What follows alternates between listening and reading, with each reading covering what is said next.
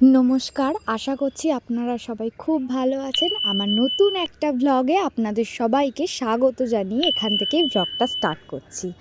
আপনারা সবাই জানেন যে আমি গতকাল সন্ধ্যাবেলা দিদার বাড়ি চলে এসেছিলাম পিঠে খাওয়ার ডাকে। তো এখানেই আমি ছিলাম একটা রাত, আমরা সবাই আছি এখনও। এখন বাজে 7:10। আমি ঘুম থেকে উঠেছি আর এখন ঘোরাঘুরি করব আর আপনাদের সাথে পুরো ভিডিওটা শেয়ার করব। আপনাদের কাছে একটাই আমার অনুরোধ যে স্কিপ না করে পুরো ভিডিওটা প্রথম থেকে শেষ অবধি আপনারা দেখতে। এই দেখো পাকাল মাছ, কাটার সময় দেখাবা। দিদার বাড়ি আসলে প্রতি বছরই যখন আসি, আগের বছরের ভিডিওটা দেখলেও আপনারা বুঝতে পারবেন এদের সাথে আমাদের অনেকটা সময় কেটে যায়। এরা এত সুন্দরভাবে ঘোরাফেরা করে, ছোটাছুটি করে একে অপরের সাথে। আমি তো সারাক্ষণ এদের সাথেই একটু সময় কাটিয়ে নেই। তারপরে নানান কাজ, আমি কাজ করি কোথায়, আমি বেশিরভাগ বসে থাকি আর এদের সাথেই সময় কাটাই। কি ভালো লাগে না সামনে এরকম ঘোরাঘুরি করলে। দিদার যে দিন দিন এত বয়স হয়ে যাচ্ছে, পরিশ্রম করাটা আর তার মানায় না, সেটা উনি ভুলেই যায় যখন এরা কাছে থাকে। এরা ছাড়া দিদা তো কিছুই জানে না, সবসময় এদের পিছনেই ছোটাছুটি, কাজকর্ম, সব জীবনযাপনই এদের সাথে। খুব ভালোবাসে এদের। সকাল সকাল একটু হাঁটতে বেরিয়েছিলাম, মানে হাঁটতে নেই, বাড়ির কাছাকাছি। তা রোদ মানে এখন ওই 8টা মতো বাজে, তো খুব একটা রোদ নেই, তাও যেটুকু উঠেছে খুব সুন্দর লাগছে, হালকা হালকা রোদ। আর ওই সামনেটা কি সুন্দর লাগছে দেখতে, পুরো ফাঁকা। আমাদের ওই সাইডটা খুবই কম দেখাই যায় না, আগে ছিল। এখন চারিদিকে মানে গাছপালা কেটে দিয়ে পুরো বাড়িঘর হয়ে যাচ্ছে, তো ওই জন্য কমে যাচ্ছে। তাই এই দিকটা এত সুন্দর লাগছে, ওই জন্য কিছুক্ষণ দাঁড়িয়ে এখানটা দেখছি, ভালো লাগছে সকালবেলা।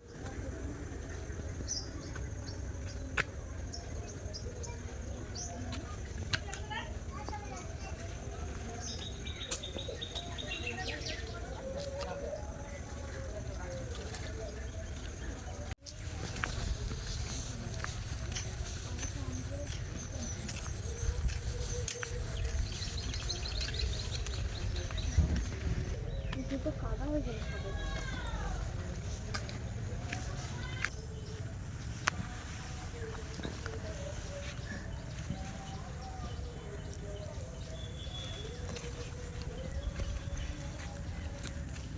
যেটা বেশ অনেকদিন পরে উঠলাম, তখন ছোট ছিলাম, মায়ের সাথে আসতাম, ভাই আসতো, দাদু চড়াতো।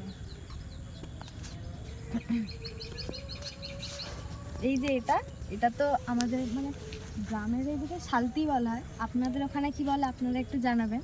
তো এটাতে আমি এই উঠেছি অনেকটা দিন পর, মানে সেই ছোটো ছিলাম যখন, ওই 5-6 বছর, তখন মায়ের সাথে আসতাম, আমি, ভাই, দাদু, তখন সবাইকে একসাথে চড়াতে বেশ অনেক দূর নিয়ে যেত, বেশ ভালো লাগতো, সেটা এখন মনে পড়ে।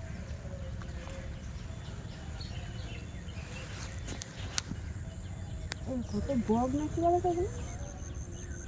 হ্যাঁ, পায়রা ওখানে। কে যা তুমি তুলেছো কেন? চাপা দিয়ে দাও।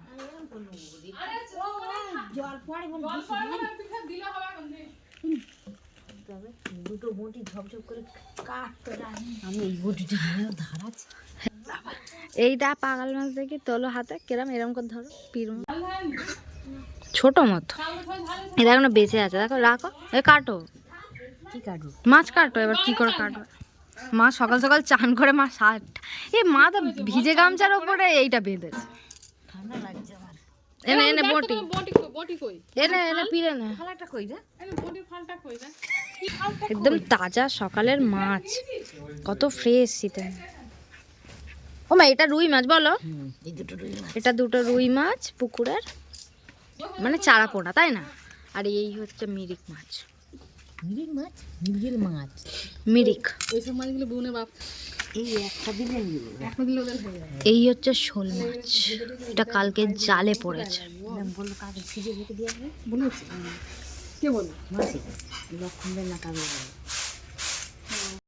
সকালে মা আর মাসি বসে গেছে মাছগুলো ভালোভাবে বেছে কেটে নেওয়ার জন্য।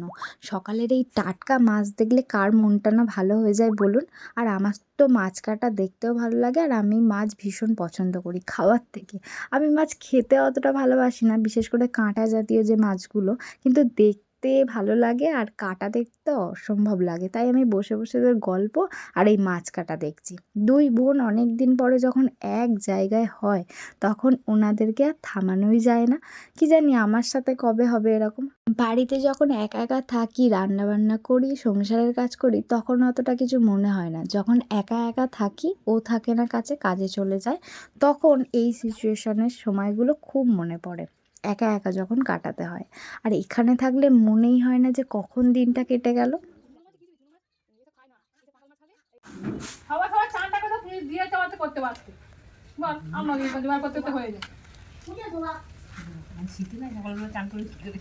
চালে সেই এরকম বড় করে রাখা থাকতো না, চাল না ধান? কোথায় রাখো চাল? ও ধান ওইখানে রাখো। ও হুম। ও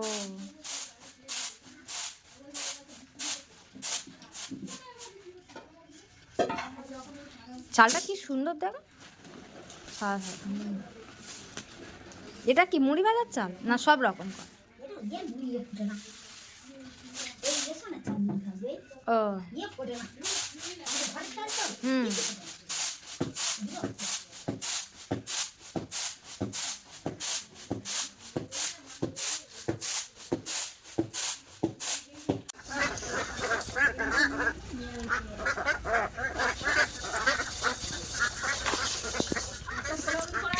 মুড়ি হওয়ার আগে চাল শোকায় বলো দাদা? নেড়ে নেড়ে ওটা কি করে? গরম কর কি করে ওটা? নেড়ে নেড়ে কি হয়? ফুটবে না?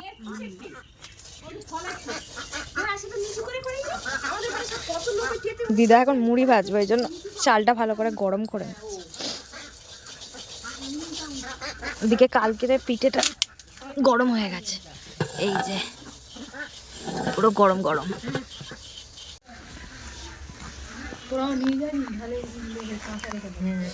মাছ কাটা দেখতে হেভি লাগে, নিজে কাটতে পারি না কিন্তু দেখতে ভালো লাগে। এটা খালি পিস করতে হবে না থেকে কেন? পিস করি, পিস করে দেখতে সুন্দর, দেখতে সুন্দর। তারপর সকালে টাটকা মাছ আমাদের ওখানে আনে বাজারে, কিন্তু এটা একটা ধরা বল আমার, এই ধরা মাছ বিশেষ দেখা হয় না, ওই জন্য দেখতে একটা বেশ মজা। হাত কেটে যায় ভালো লাগে। বটি ধার আছে, খড়কাটা বটি, এটা খড়কাটা বটি নয়, এটা বটি কিন্তু পাতলা হয়ে গেছে খড় ঘাস কাট। এইটা খড়কাটা বটি না, কালকে ধার দেয় আমার জ্ঞান হতে মানে এটা দেখি না ছিল কি পাতলা হয়ে গেছে বটিটা।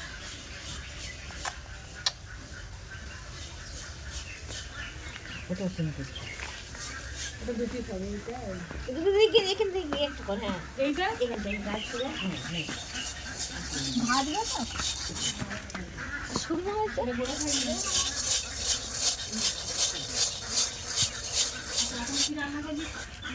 দিদা এখানে মুড়ি ভাজছে।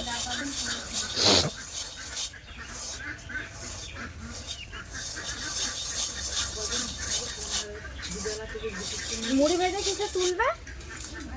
কিসে তুলবে মুড়ি ভেজে? আবার ঝাঁকতে হবে তো, বালি বালি এই ফুটে ফুটে গেছে, জানতে হবে। একটু একটু সাদা সাদা মুখ হয়েছে।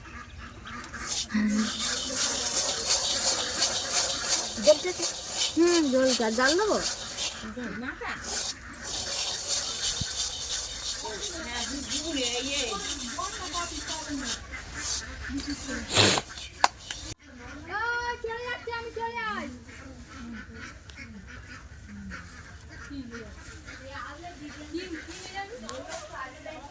তাই বলে তোরা মুড়ি ভাজলে পাবে ফোন করতে বলে, তাহলে ফোন করবো তখন গোপালে ফোন ভাইরা ভাজবে আর বসে বসে বলছে মুড়ি ফুটবে তো।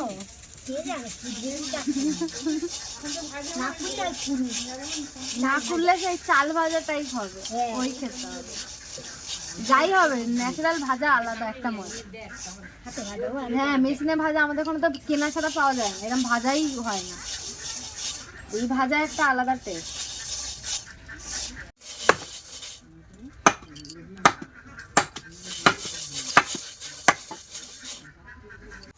এটা বলেছি এটা গরম করে নিয়েছে, এই চালটা ধুয়ে গরম করে নিয়েছে। কড়া পুড়ে যাচ্ছে। দিদা তখন বলছিল জলে না, আর আমি এই পাতাগুলো নিয়ে এত জোরে জাল দিয়েছি মুড়ি লাল হয়ে যাচ্ছে। বাড়ি পেতে গেছে কড়া আর বালি তাড়াতাড়ি গরম হয় আর বালিতে এইগুলো ভাজছে আর ওই মুড়িগুলো ফুলছে। জাল দিই আর এই পাতা নিয়ে এত জোরে জাল দিয়েছি মুড়ি হ্যাঁ হ্যাঁ। এই দিনের পুরো ভিডিওটা আমার কিন্তু এডিট করা হয়নি, তাই আমি এইটুকুই শেয়ার করলাম। আশা করি আপনাদের পুরো ভিডিওটা ভালো লাগবে। আপনাদের যদি ভালো লাগে প্লিজ আমাকে কমেন্টে জানাতে একদমই ভুলবেন না। আমি খুব তাড়াতাড়ি নেক্সট ভিডিও নিয়ে চলে আসব আপনাদের জন্য। আপনারা প্লিজ চ্যানেলটিকে সাবস্ক্রাইব করুন যাতে তাড়াতাড়ি নোটিফিকেশান পেয়ে যান আর ভিডিওটা আপনারা দেখে নেবেন। আশা করি আমার এই ভিডিওটা আপনাদের খুবই ভালো লেগেছে। আমার পাশে থাকবেন, আমাকে সাপোর্ট করবেন আর চ্যানেলটিকে অবশ্যই সাবস্ক্রাইব করবেন, কারণ পরের ভিডিও আপনারা খুব তাড়াতাড়ি দেখতে পাবেন। তাহলে চলুন আজকে এই পর্যন্ত, আবার দেখা হবে। সবাই ভালো থাকবেন, সুস্থ থাকবেন।